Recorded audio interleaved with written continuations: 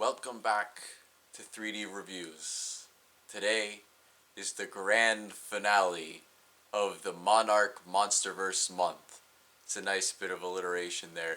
Today we are watching Godzilla vs. Kong. Everything we've seen so far has been building up to this. Now, I got this 3D Blu-ray. It was at the end of July. Every attempt I've made to watch this movie in 3D on this television just has fallen through, and I've never sat through the entire thing. Now, of course, I watched it in 3D in the theaters. I haven't watched it here at home, and it is a very different experience, the 3D at home versus the 3D at the theater. Today, I also want to thank you guys for checking out the other ones and voting. It's very important. The second week looks like it's going to be Saw 3D, so that's going to be a lot of fun. Whatever the third week is going to be, it's going to be right here. And also, let me remind you guys, very important for you to go out and vote again for the fourth and final week. What movie is going to play in the fourth and final week as well. I will be announcing whatever the fourth winner is when I do the first review for October, which will be Texas Chainsaw. Looking forward to this, and I just haven't been able to sit down and watch the whole thing, but we're gonna do it. We're gonna do it right now. Seriously. We're gonna check it out. 3D and Godzilla?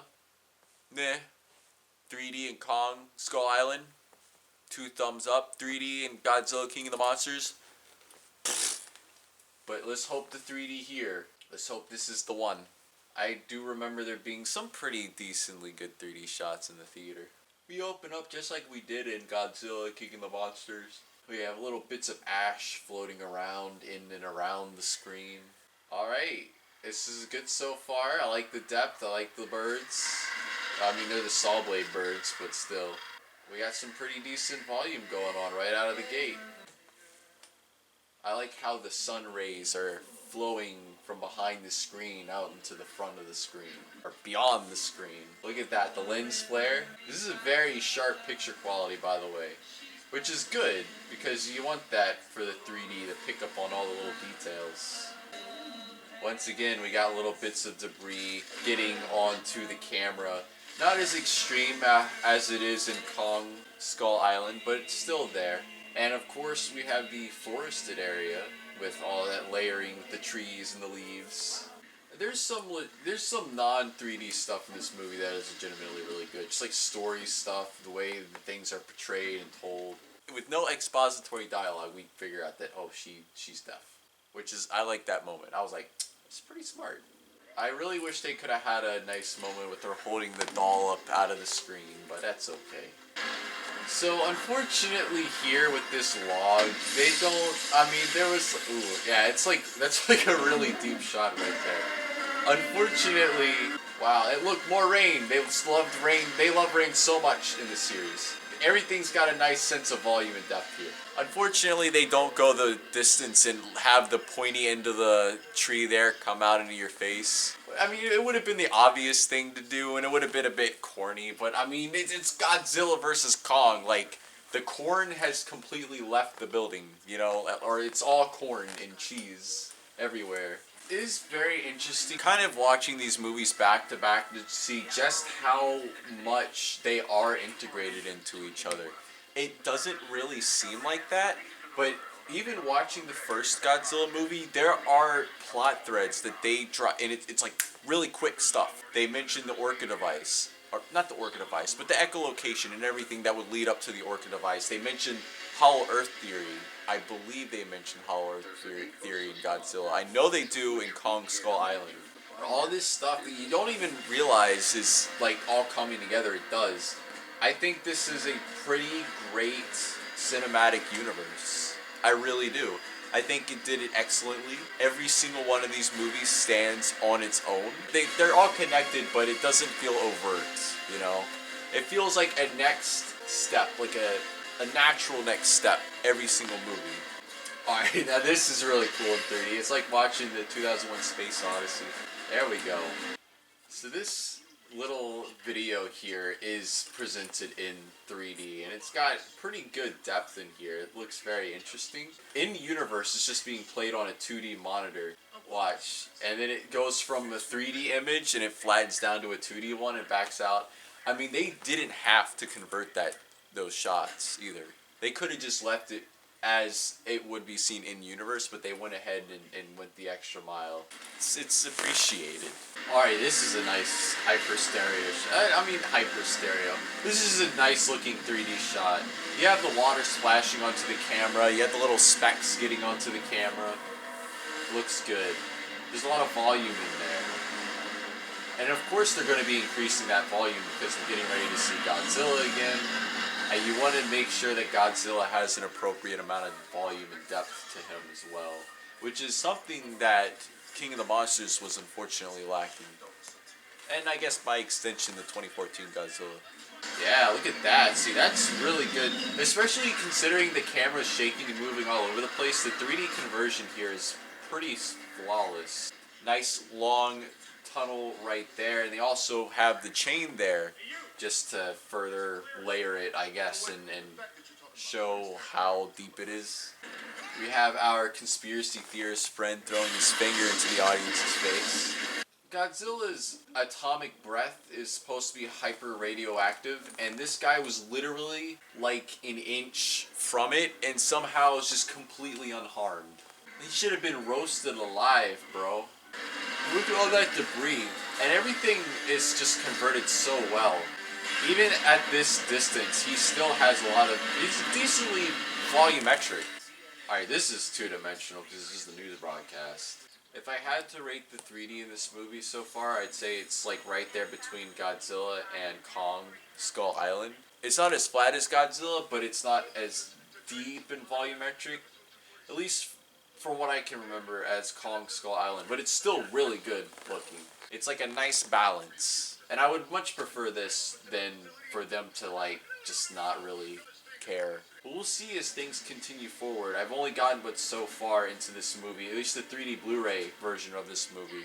I know because an industry professional told me that when movies are put on the 3D Blu-ray, there's sometimes the point of convergence is redone.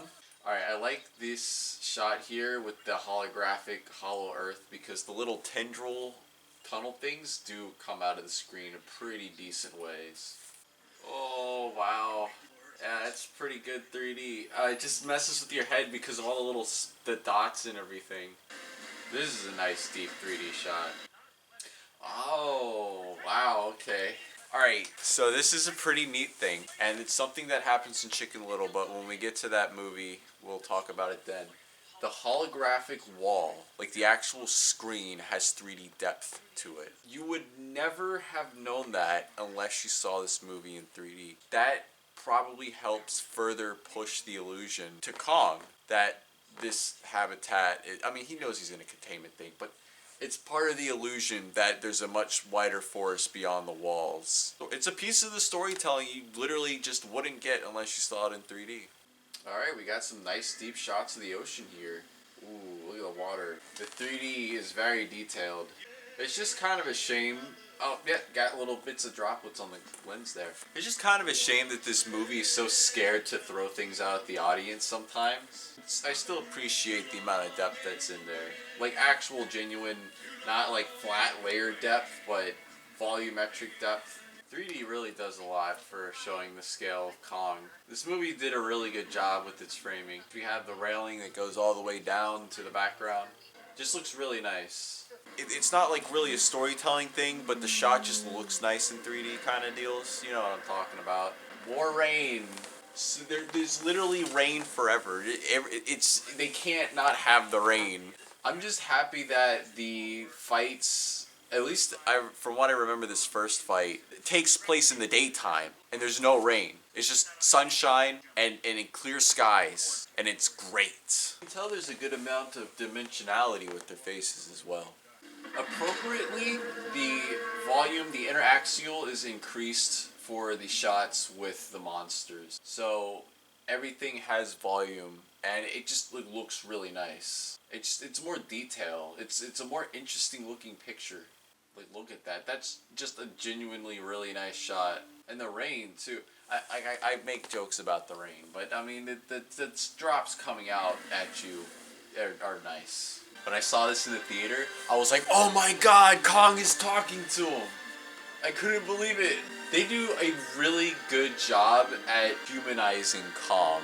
He is an incredibly sympathetic character. He's one of my favorite characters in this movie. In this series, even though he didn't really interact with them too much in Kong Skull Island, he was still a very engaging character, and you felt for him. And he was there all alone. But especially in this movie, they go a long way. Because, like, Godzilla still just kind of feels like a force of nature. It's just like a benevolent mass that just attacks bad things and doesn't really communicate or have any moments with anyone. But Kong does, and maybe that's why I connected with that character more. Obviously, I think Godzilla is completely badass. I love the aesthetic, but Kong just takes the cake. I freaking made a Tide Pod reference in the year of our Lord 2021. Man, that's a deep ocean shot. And it's kind of hard. 3D works best when you have points of reference, so when it's just a big expanse of water, which is something that The Life of Pi ran into issues too, but they still managed to come up with exciting 3D things. Here you've got all the ships, so you got something to work with. Oh, that's a nice shot of the ship's hallway. To get some good, yeah, look at that. This shot. Right there with the smoke trails, that's really good. That's one I remember from seeing in the theater thinking like, damn, got some water getting on our face. It's a very impressive amount of depth here as Kong tries to struggle to get back up out of the water. Somehow all the electronics still work underwater. Man, all the water splashing and everything. The 3D just picks up on all that detail. Oh man. 3D is just really good in this scene. And of course it should be. This is a very intense action moment, so the 3D is going to be superior. Look at that. That is just nice. You can really feel how large this world is. The screen really is opening up. Damn! Look at that punch! See, this is the monster fights we deserve. The monster fights we need. Clear as day, right there, for everybody to see. No rain, no darkness. Look at that transition too. This is just a very well choreographed fight scene. Damn, that's deep. You got to see, this is the kind of thing that I personally would have probably pushed the 3D a little bit more and have had a few more shots that benefited 3D a lot more. But the idea that they're intentionally making the 3D more intense for these scenes, these fighting scenes, and once we get to the stuff in Hong Kong, it's probably going to look even better. Shows a complete acknowledgement that they knew they were making this movie for 3D, or there was going to be a 3D version, and they wanted to make that version special and exciting. Damn, look at this. See, this is a really good 3D shot with all the fire and flames and all the ships and the layering there. That looked really nice. Oh, it's so cool, dude.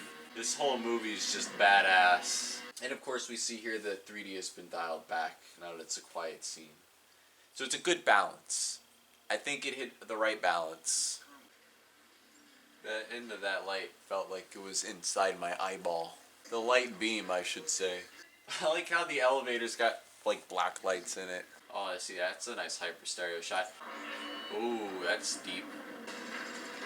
That was a really nice shot. It almost feels like if you were standing on the ground right there, that's just how it would look stereoscopically. Oh yeah, see, this is another really interesting 3D shot. This is something you can like frame on your wall. Alright, so these trails here, ooh, yeah. I almost feel like I could tell the interaxial, the cameras drifting apart when they got into that tunnel.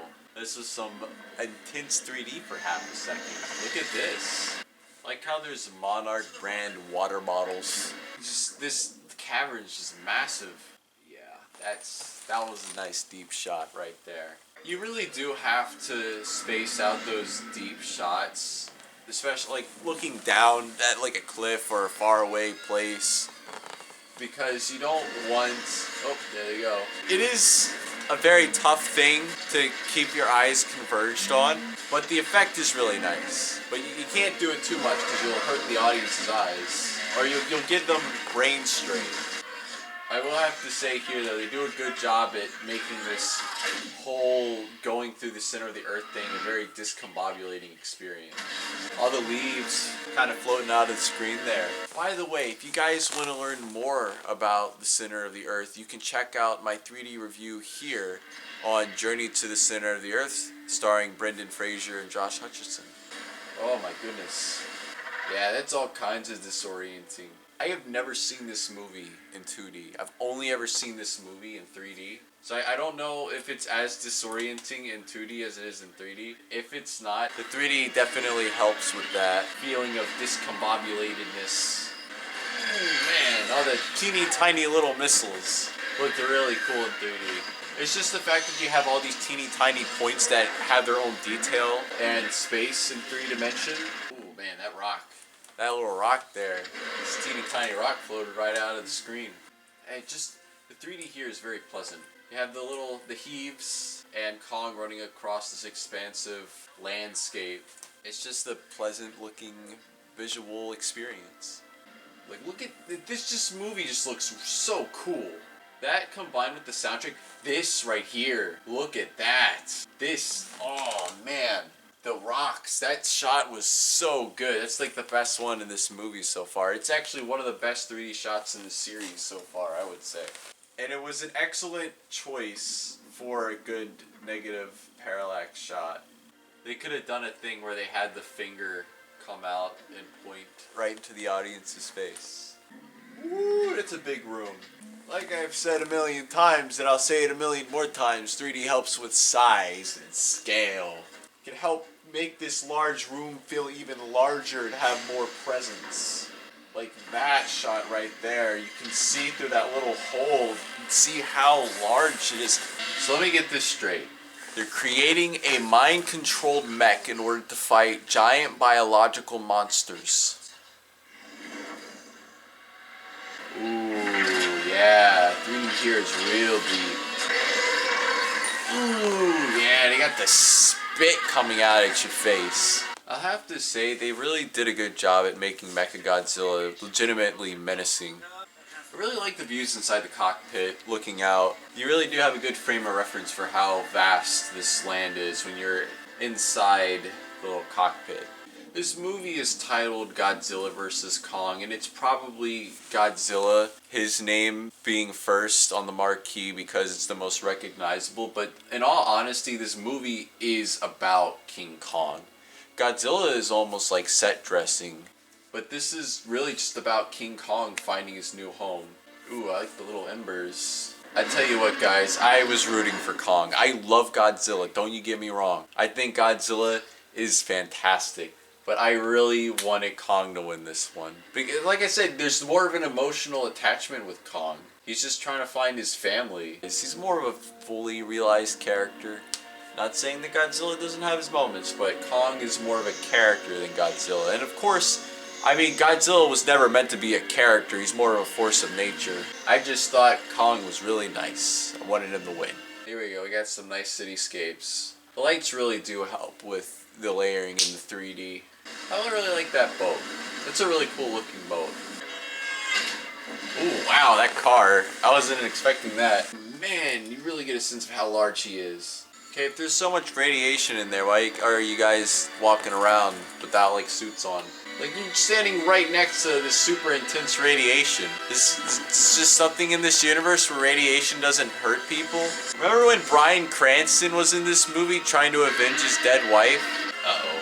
Godzilla's pissed off. Ooh, look at that shot. Oh, man. The 3D there's really intense. Have you ever been so mad you just screamed into the earth so hard that it made a hole? It's just a little comical to me that his reaction is to literally breathe a hole to the center of the earth. Like right there.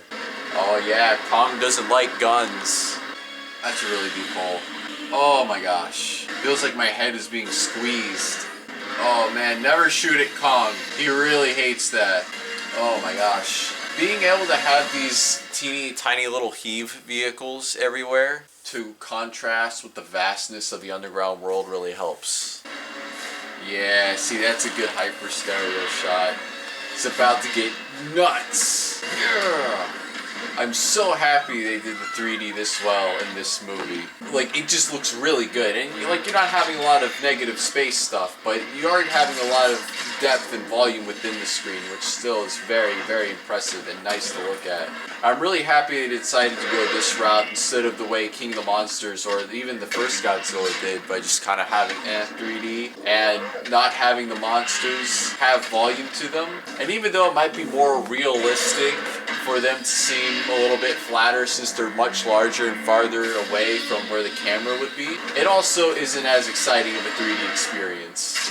Ugh. Ah, and the freaking axe being swung out at the audience like that. Of course, you gotta have the water droplets on the screen whenever there's water involved, which is a lot in these movies.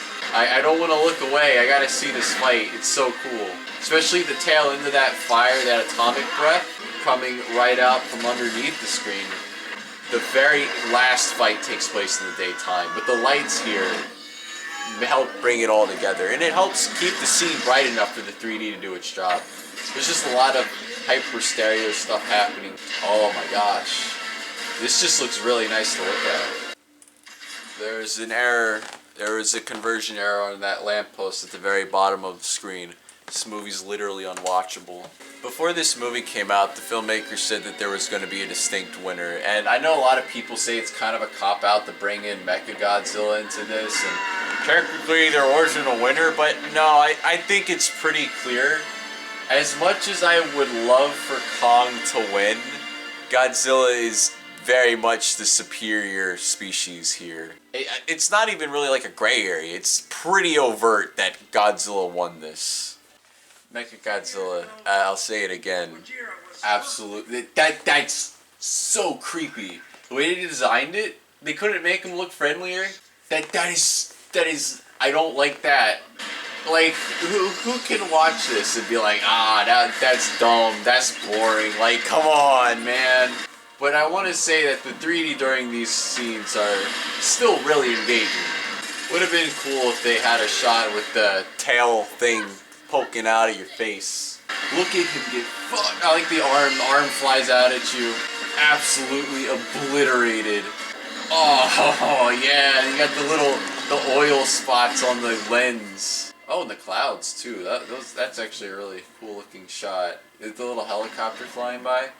Man, it's a really deep 3D shot. Lots of volume in there. Then he disappears into the sunset, never to be seen again. It's a surprisingly wholesome movie. The heart and soul, Kong. I've said it a lot during this review, but it just makes you feel good. Kong got his home. Godzilla got to be Godzilla and fight Mechagodzilla. Finally got to finish watching this movie in 3D Blu-ray. That's the real victory here.